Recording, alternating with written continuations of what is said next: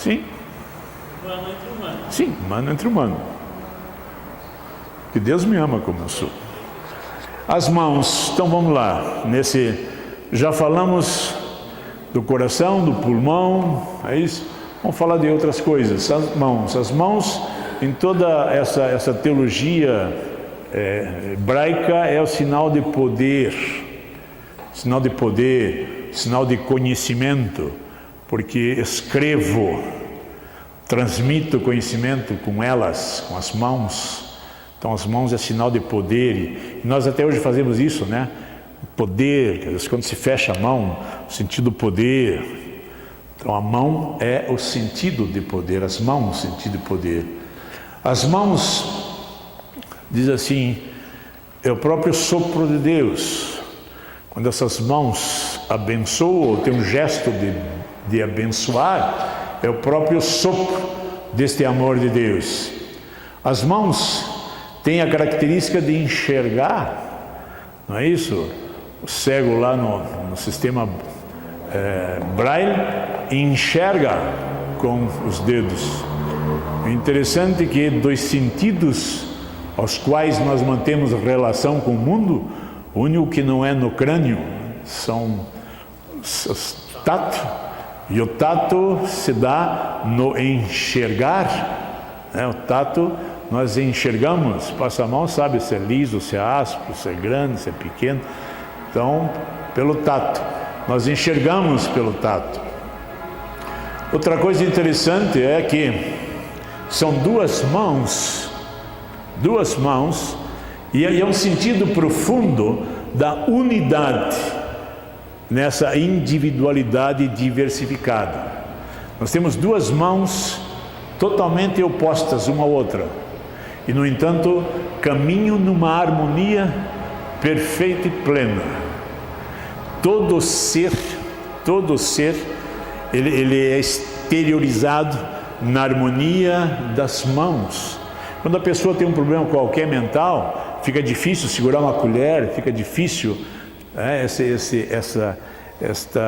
este manuseio, o controle. Isto fica desarmonizado, porque as mãos têm uma harmonia, né? Uma harmonia. Na dança, na oração, ela tem uma harmonia. São diferentes, opostas. Ela tem uma individualidade profunda, vocês vão ver, e ao mesmo tempo mantém esta unidade. Nós sabemos perfeitamente a mão que abençoa, não é isso? Na imposição das mãos. Isso vem de tempo lá do povo hebreu. E nós sabemos disso, né? Quando um gesto de impor, não é um gesto mágico, mas é um gesto onde a minha mão, com toda esta força, com todo esse poder, com toda essa energia de Deus, Criador de Deus, eu ilumino. E o interessante é que eu não ponho no braço, na perna, eu ponho na cabeça, que é a região do crânio, do encontro. A cabeça é o local onde vai haver este encontro nupcial. Por isso a bênção é feita assim. É interessante isso. Não sei se vocês assistiram alguma vez, ou viram, no interior isso era comum. Quando vinha o afilhado, ou o filho, ou alguém mais humilde, e dizia assim, a sua bênção. E quem ia abençoar, cobria as mãos e dizia que Deus te abençoe. Alguém viu isso? Viveu isso? Veja que interessante. Mas tem um gesto maior do que isso.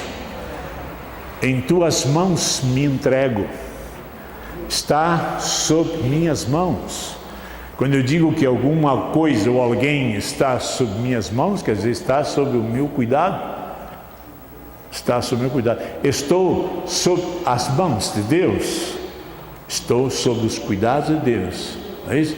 Você está sob minhas mãos, nada te acontece.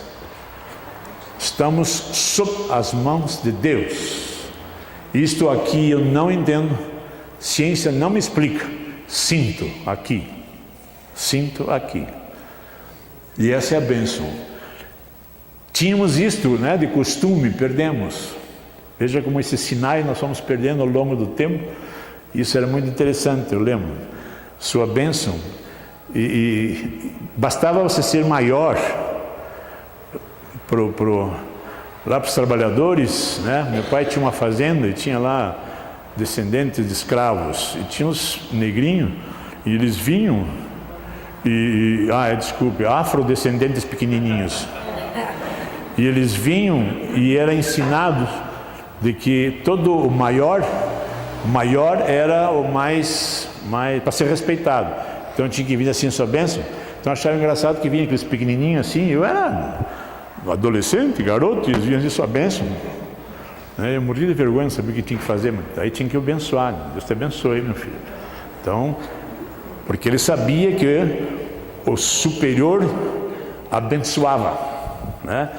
Então, qualquer superior eu ia pedir a bênção. Pedir a bênção para todo mundo. Pedir a bênção para todo mundo. Todos têm que me abençoar. E aí nós vemos, por exemplo, que interessante o gesto de Pilatos. Pilatos, quando lava as mãos, o que quer dizer? Não assuma responsabilidade. Né? Lavei minhas mãos, não assumi a responsabilidade da bênção, não assumi a responsabilidade da proteção, não assumia a responsabilidade, né, de acolher, de proteger, de amparar. Ele tinha toda a autoridade para isso e não assumiu. Portanto, lavar as mãos é este sinal de que não assumo a responsabilidade, né? Não assumo a responsabilidade. Se começar a olhar agora, não assumo o meu ter nem o meu ser. Neguei-me deste encontro nupcial, né? Porque não assumi a responsabilidade. E assim não só Pilatos com Cristo, mas todos nós, quando não assumimos a nossa responsabilidade, nós estamos impedindo deste crescimento, porque as nossas mãos foram feitas para abençoar, não para isto, né? Esse gesto é anterior a Pilatos. Esse gesto é anterior a Pilatos. Qual? Ele lavar as mãos. Não sei. Se ele lavou é porque ele tem algum conhecimento aqui. Não, eu não quero, não. Ele só disse, eu não quero que minhas mãos se sujem de sangue deste inocente. É o contrário, né? Então, ao abençoo, não assumi a responsabilidade. Então, há um poder nas mãos muito grande, muito grande. É um instrumento do ser. É um instrumento do ser. O nosso ser se exprime nas mãos. E o lindo é isso, que punho em hebraico significa, a mesma raiz significa raiz. A raiz da palavra quer dizer raiz. Então, se vocês espalmarem a mão, vocês têm uma árvore, onde vocês têm o punho é a raiz, a palma da mão, o dorso é o tronco, e os dedos são os ramos. Então, é uma árvore. Veja que interessante, todo o sentido ósseo, o esqueleto do ser humano, todo ele é direcionado para que haja essa verticalização. Quando você diz assim, vamos louvar a Deus, como é que nós normalmente louvamos a Deus? Normalmente, não fazemos assim. É o sentido de que estamos crescendo, estamos sendo germinados e crescendo em direção ao céu. Esta é a árvore da vida. Somos esta árvore que estamos crescendo em direção. Então os galhos são os ramos. E o lindo é, como diz assim, numa árvore não tem uma folha igual a outra, não tem um ramo igual a outro, não tem um galho igual a outro. Nós somos assim também. Nós temos a nossa identidade datiloscópica. Vocês vão lá e marcam, não é isso? Cada dedo tem a sua identificação, cada dedo, de cada ser humano. Não existe um humano com as mesmas características digitais um do outro. Nunca existiu e não vai existir nunca. Veja que interessante. Então existe uma individualização. Cada dedo tem a sua individualidade. Por que 5? Não 6? Aliás, tem gente com 4. Mas por que 5? mas tem que cortar. São 5 sentidos. São 5 sentidos. Um deles é o próprio, né? Então são 5. Há uma identificação. Por isso somos conhecidos como nós somos. Por isso o amor é único, é exclusivo, é pessoal. Eu creio nesta unicidade. Nunca existiu um Devet, nunca vai existir. Ponho isso na cabeça. Portanto, só você responde ao teu Deus da tua maneira. Só você tem uma experiência de Deus sua, pessoal, particular. Eu não consigo transmitir para vocês a minha experiência de Deus. Eu só consigo transmitir pela minha fidelidade ao seu plano. Única forma. Eu só consigo transmitir pela minha fidelidade ao seu chamado. Só consigo pela minha resposta a esse chamado. Só. Não existe outra forma. Então, eu vou respondendo à medida, no nível ao qual eu tenho experiência de Deus comigo. Por isso eu não posso pedir que vocês respondam como eu respondo, nem vou responder como vocês respondem. Cada um responde à sua maneira. Você como professor, por que batiu na mão quando o aluno era ruim? Interessante mesmo. Por que batia na mão? Batia na cabeça, né? Dava palmada. Interessante. Acho que sim, não podia pegar nas coisas, sei lá. Interessante. As raízes, os troncos e os galhos, e o que produz é o fruto. Isto. E segundo eles, não interessa aqui, mas cada um representa um órgão e assim por diante, né? Muito bem. Entendemos agora quando Jesus diz: em tuas mãos, Pai, entrego o meu espírito. Em tuas mãos entrego minha vida, Pai. Vim de você, aqui estou, vivi, e em tuas mãos entrego o meu espírito. Ou seja, estou em tuas mãos, né? Tenho certeza absoluta disso. E veja como neste momento ele estava humanamente, isso que a gente quer dizer. Humanamente, totalmente perdido. Humanamente destruído, humanamente destruído. Mas aqui dentro a convicção plena, total de que vim de você, de tuas mãos voltarei às tuas mãos, né? Em tuas mãos entrego o meu espírito. E é assim que nós devemos a cada instante. O lindo é que quando nós estamos prontos a sair da matriz humana, veja bem, da matriz craniana, para entrar nesta matriz celeste da câmara nupcial, nós temos que sossegar as nossas mãos. As mãos não param. Desde o nascimento, as mãos não param. Ela tem que estar agindo, fazendo as coisas. E quando chega o momento dessa passagem, silenciem estas mãos, né? Elas vão silenciar. Elas não têm mais função agora. E é interessante porque nós, normalmente, o cadáver nós deixamos nesta posição, né? De que não precisa mexer mais as mãos. Elas cessaram.